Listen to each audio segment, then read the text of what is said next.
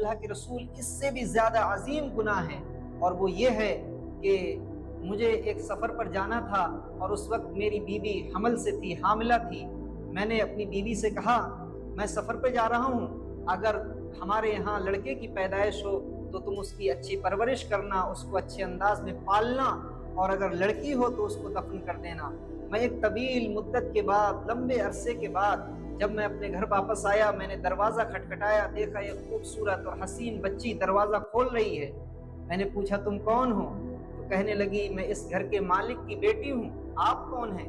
तो उन्होंने कहा, मैंने कहा कि मैं इस घर का मालिक हूँ। ऐ अल्लाह के रसूल, वो बच्ची मुझसे चिपट गई और कहने लगी, बाबा आप कहाँ चले गए थे?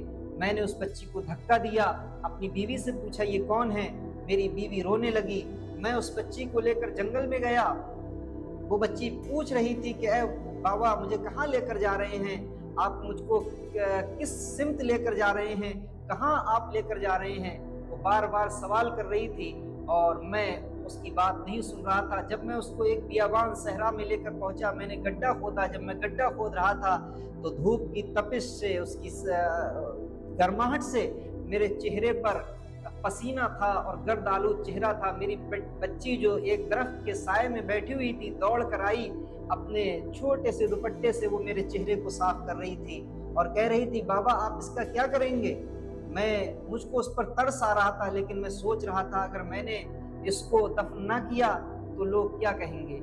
ऐ अल्लाह के रसूल, हुआ ये कि मैंने गड्ढा खोदा और उस बच्ची को उसमें दफन कर दिया, और जब मैंने उस बच्ची को उसमें डाला तो वो मुझसे पूछ रही थी, गिड़गिड़ा रही थी, सवाल कर रही थी कि ए बाबा आपको मेरी बात कौन सी बुरी लगी? आप किस जुर्म में मुझे यहाँ पर इस गड्ढे के अंदर दफन कर रहे हैं? ऐ अल्लाह के रसूल, उसकी चीखें मेरे दिल को हिला रही थी, लेकिन उसके बावजूद कबीले की अना और अपनी सरबराही की अना मेरे सर पर चढ़ी हुई थी। अल्लाह के रसूल, मैंने उस बच्ची की एक सदा ना सुनी और मैंने उस बच्ची को ज़मीन में दफन कर दिया। शायद अल्लाह मेरे इस गुनाह को माफ़ नहीं करेगा।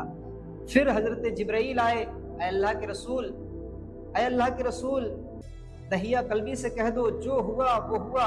अगर ये सच्चे दिल से तौबा करते हैं और आइंदा ये अज़्म करते हैं कि ये कभी ऐसा नहीं करेंगे, तो अल्लाह ने इनके साबिक़ा गुनाहों को माफ़ कर दिया है। अल्लाह तबारक व तआला इंतहाई रहीम व करीम है।